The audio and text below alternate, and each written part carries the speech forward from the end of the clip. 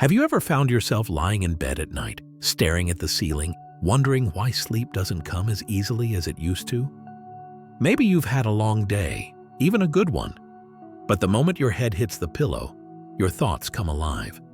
Or maybe you drift off just fine, only to wake up a few hours later, wide-eyed and restless. If that sounds familiar, you're not alone. As we age, our relationship with sleep changes, and not always for the better. But here's the good news. Deep, restful sleep isn't something we have to give up just because we're in our 70s or beyond. In fact, the way we wind down in the evening can completely transform how we sleep at night and how we feel during the day. A calming evening routine doesn't just help you sleep better. It supports your heart, your brain, your mood, and your long-term health. Longevity isn't just about the number of years we live. It's about the quality of those years. And sleep? That's a huge part of the puzzle. So today, let's talk about some simple but powerful ways you can end your day with more peace, more intention, and more ease. No fancy gadgets, no rigid schedules, just habits that feel good and truly work. Let's begin with something beautifully simple: dimming the lights. You might not think much of it, but light, especially artificial light, has a direct impact on your brain's ability to wind down. Bright lights in the evening confuse the body, telling it to stay alert when it should be preparing to rest. Think of your brain like an orchestra, and melatonin, the hormone that helps us sleep, is the conductor. When the lights stay on full blast, the conductor gets delayed and the whole symphony falls out of tune. So, about an hour or two before bed, start turning down the lights in your home. Switch off overhead lights and use warm lamps instead. Even better, try lighting a candle while reading or listening to music. The glow of a candle can send a beautiful signal to your brain. It's time to let go. The day is over. This small change, just dimming your space, can help your body naturally start producing melatonin, making it easier to fall asleep and stay asleep. Now, let's talk about movement, but not the kind you're used to during the day. In the evening, your body doesn't need a power walk or a round of chores. What it needs is gentle, soothing movement that tells your nervous system you're safe and it's time to slow down. This could be as simple as a few minutes of stretching in the living room. Nothing fancy, just reaching your arms up, rolling your shoulders, or gently moving your neck side to side. Try lifting your legs onto the couch and doing slow ankle circles. These kinds of movements help release tension, improve circulation, and calm the muscles that may have stiffened up during the day. Think of it as telling your body, "Thank you for getting me through the day. Now let's rest." Some people also enjoy a light walk just before sunset, around the block, in the garden, or even on the balcony. Not for exercise, but just to breathe, to notice the color of the sky, the sound of the birds, the feeling of evening air on the skin. There's something deeply grounding about reconnecting with nature at the end of the day. It doesn't have to be long. Just 5 or 10 minutes can be enough to remind you that the day has done its job, and you've done yours. And speaking of calming the body, let's not forget the power of a warm drink. Now, I know some people reach for a cup of tea or warm milk before bed, and that's a lovely habit. But here's a gentle reminder: not all teas are sleep-friendly. Anything with caffeine, even green tea or some so-called detox blends, can sneak in and keep you up without you realizing why. Instead, try something like chamomile, lavender, or lemon balm tea. These herbs have been used for centuries to promote calm and relaxation. They're like nature's lullaby in a cup. Sipping something warm not only soothes your stomach and hands, it gives your nervous system a quiet cue that things are winding down. You could even make a little ritual out of it. Pick a favorite mug, sit in your favorite chair, and just be. No screens, no rushing, just the comfort of warmth and stillness. And if you're someone who tends to wake up in the middle of the night with a racing mind or a sore back, what you do before bed can make a real difference. Stretching, dim lighting, and warm drinks aren't just routines. They're forms of kindness to yourself. They say, "I care enough to prepare for rest."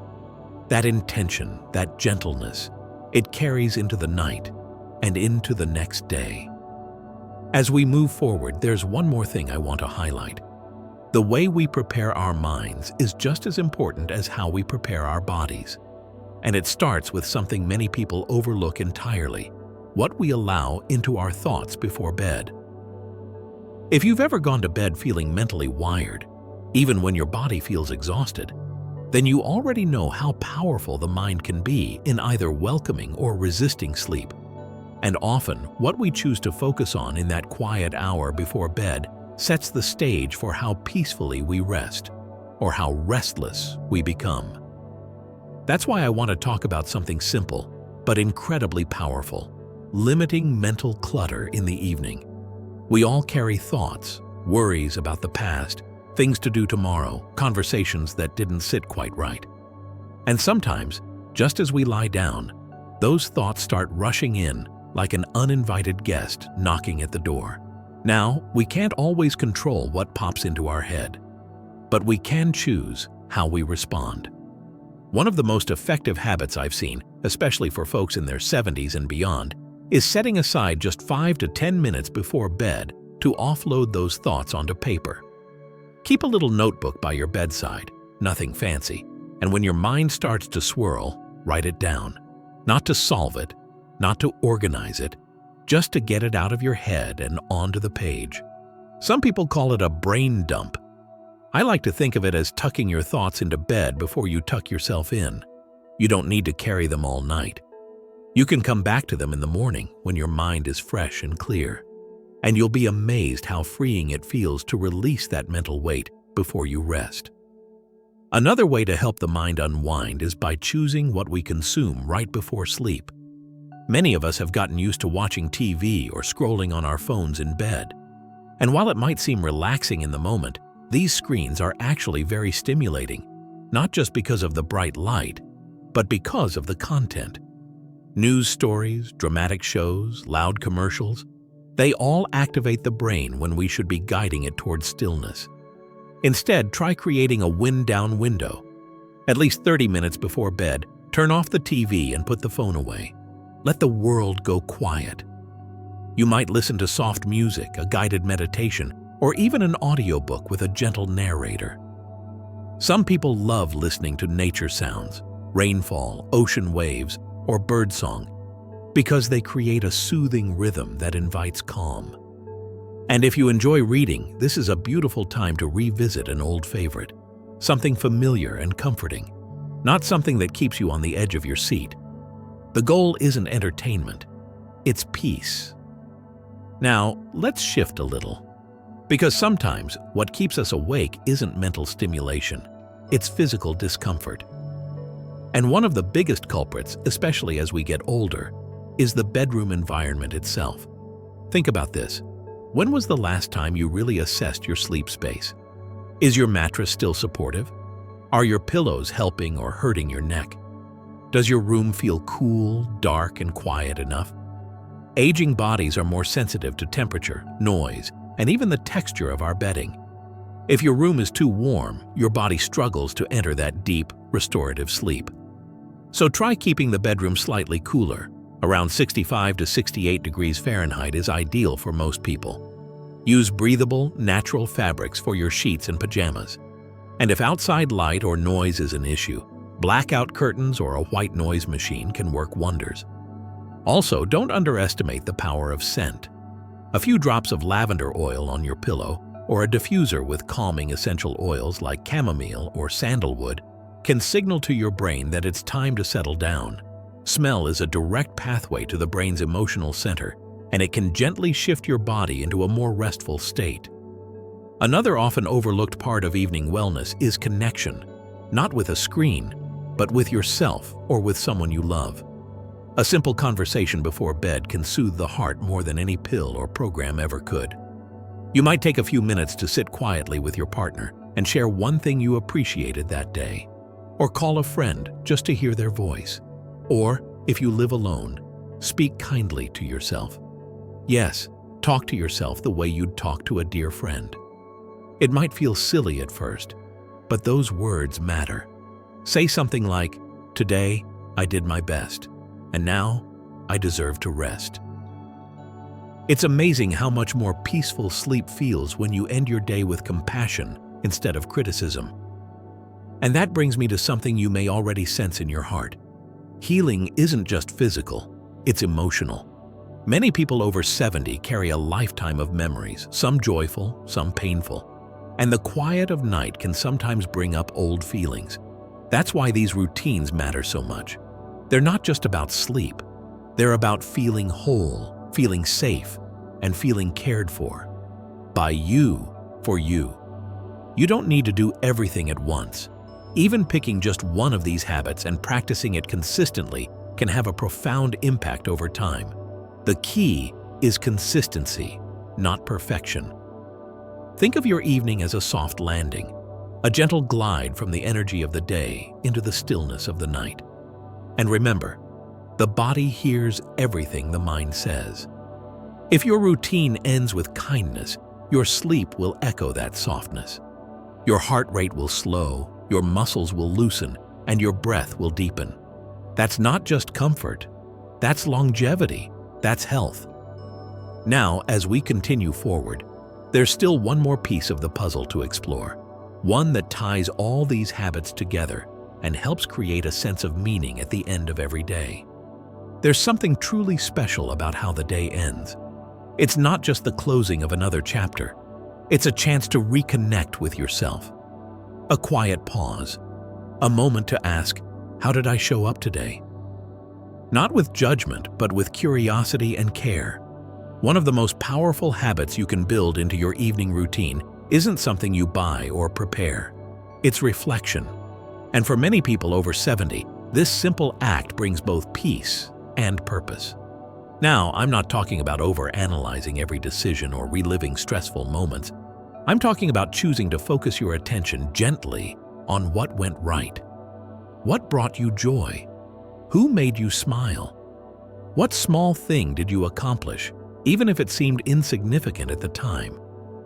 Gratitude has been studied over and over again, and the research is clear. Regularly noticing and appreciating the good in your life can improve sleep quality, boost immune function, and even reduce the risk of depression as we age. But beyond the science, there's something beautifully human about it. When we acknowledge the good, we remind ourselves that our life still holds meaning, even in the quietest of days. Try this. Before you close your eyes at night, think of 3 things you're grateful for. Say them out loud, write them down, or simply whisper them in your heart. Maybe it's the way the sunlight hit your kitchen table. Maybe it's the kind word from a neighbor. Maybe it's just that your knees didn't ache as much today. Nothing is too small.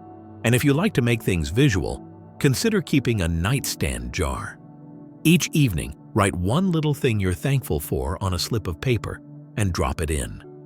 Over time, that jar becomes a beautiful reminder of life's quiet blessings, something to turn to on harder days when joy feels distant.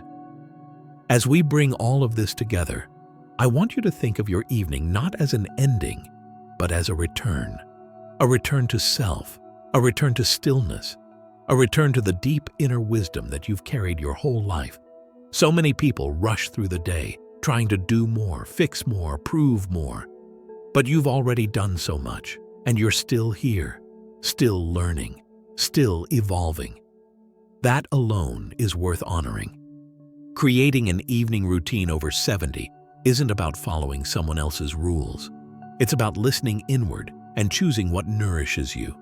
It might be lighting a candle. It might be doing a little stretch in your favorite pajamas.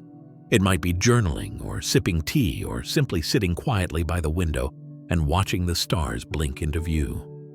There's no perfect routine, only the one that fits your rhythm, your body, your spirit. If sleep has been elusive for you lately, please don't lose hope. The body is always listening. And when we treat it with consistency and gentleness, it starts to respond. Maybe not overnight, but gradually, gently, like a flower blooming again after a long winter. The beauty of this stage in life is that you no longer need to rush.